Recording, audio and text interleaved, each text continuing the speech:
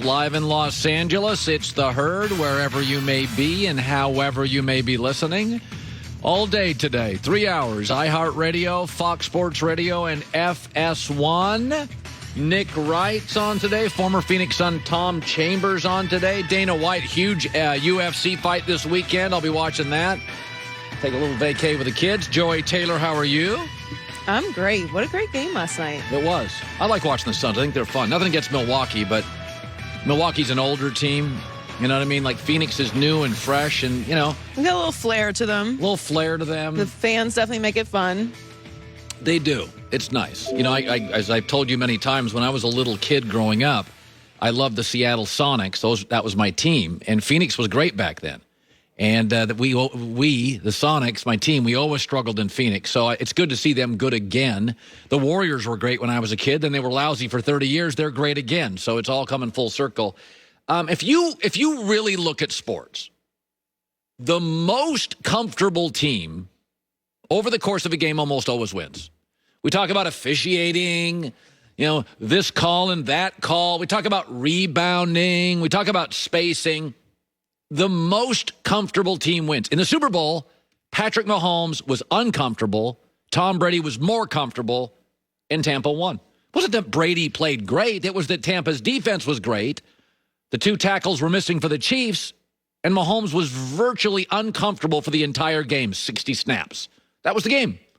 You can talk about anything else. That was the game. Last night, Phoenix was really comfortable. Chris Paul, Devin Booker, and DeAndre Ayton did whatever they wanted to, and those are their three stars, and Milwaukee didn't make any of them uncomfortable. They went 28 for 50, 20 for 20 from the free throw line. That's the ball game.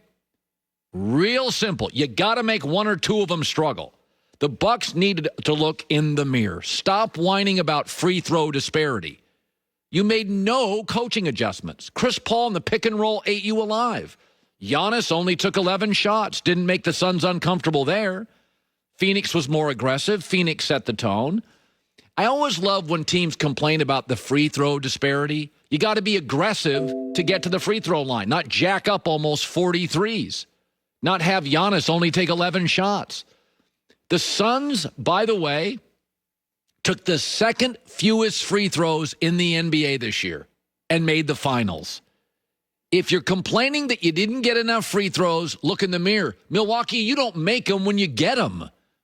The Suns were second fewest free throw shooting team in the league and second in free throw percentage. So they didn't shoot many of them. When they did, they make them. Milwaukee, you shot a lot more free throws. You were 23rd in the NBA in making them. Milwaukee essentially last night was Milwaukee. What are the two general themes we've talked about with the Bucks all playoffs? They kind of start slow. They get they'll one or two games every series, they're totally flat. They don't come out with a ton of energy. Giannis had it, nobody else did. And the second thing is they don't make a ton of coaching adjustments. They don't, and they didn't last night. That you saw what Milwaukee is, and you also saw what Phoenix is. Phoenix did this with the Lakers. They did it with the Nuggets, and they did it with the Clippers. They seize control first game of the series.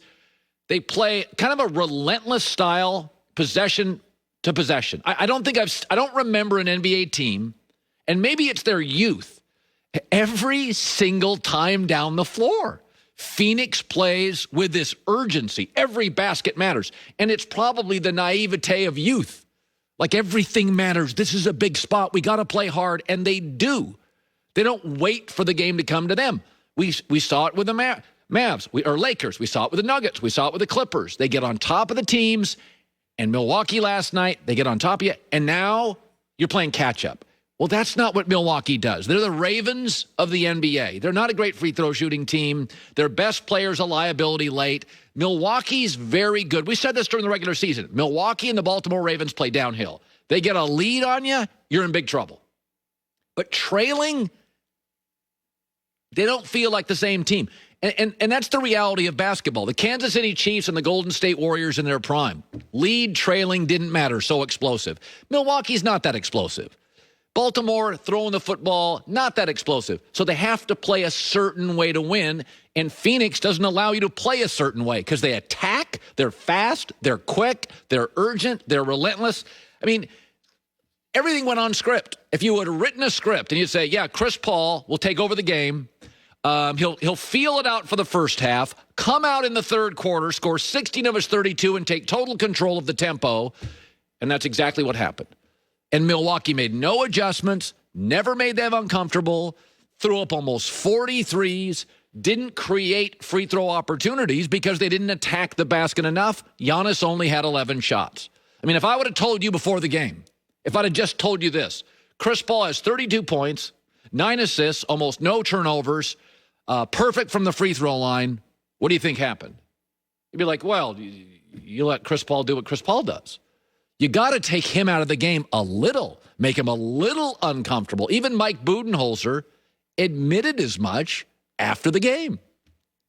He's a good player. Their pick and roll game is tough to guard. So I think we just got to keep getting better. We'll look at the film, see how we can maybe take away some of the rhythm, to just take it where, or make it where he's not getting to his spots as easily.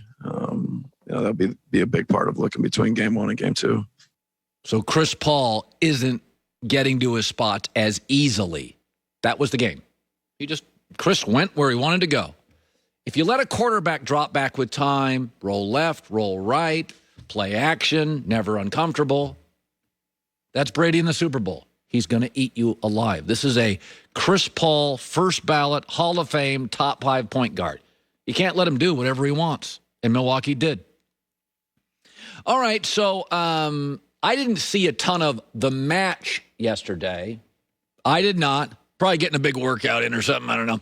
Anyway, it was Brady. It was Aaron Rodgers. I thought the winner, from what I did see, was the state of Montana. That was a 3-hour commercial for the Montana Chamber of Commerce. I got to imagine tens of thousands of people called a real estate agent or went to Zillow.com to look up real estate in Montana. The other winner was Aaron Rodgers putting.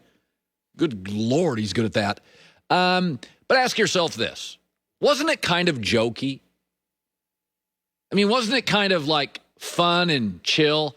If Aaron Rodgers was going through a real divorce, you think all the guys would joke about it? Like if you went golfing with your buddies and you were going through a divorce and it was imminent and everybody knew it, wouldn't you offer more sympathy than pokes in the ribs? When I watched this whole thing, first of all, we didn't get any grand announcement. Aaron's not going to make a grand announcement on a celebrity golf event that steals the thunder from the celebrity golf event. He's with his guys. He's with his buddies. So that's the first thing. The second thing is Aaron wears his feelings on his sleeve, and he was chill, laughing, relaxed. He's probably reveling in some of this. He's made a decision. He knows to some degree right now contractually